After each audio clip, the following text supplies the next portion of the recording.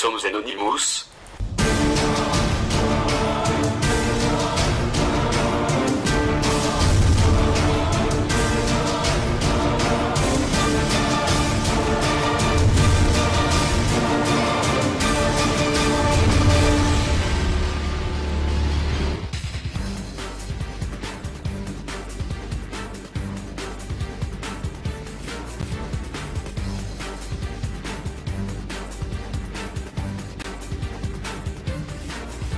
Communiqué de presse Anonymous.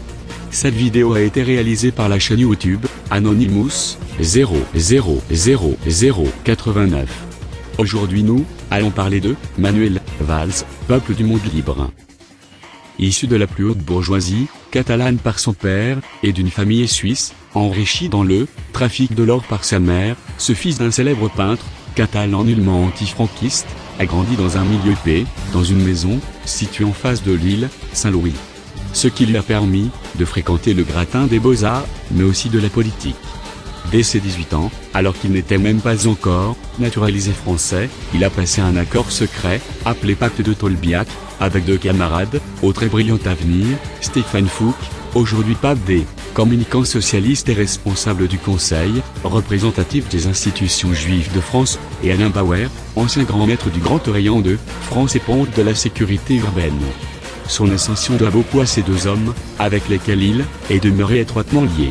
Le nouveau Premier ministre est aussi l'incarnation même du nouveau Parti socialiste tel que défini par son think tank Terra Nova, un pur apparatchik, rompu au jeu d'appareil, à la fois boboisé, social-démocrate modéré en apparence, mais surtout haineux vis-à-vis de ses adversaires politiques, prêt à toutes les compromissions, avec les milieux sarkoïstes recentrés, libéral ralliés au mondialisme, à l'européisme, au métissage et au multiculturalisme.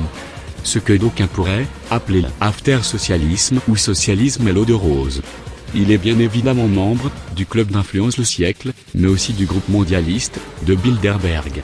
Semblable aux néocons américains, en général venus de l'extrême gauche, il est également un soutien fanatique d'Israël, pays avec lequel il s'est déclaré éternellement lié.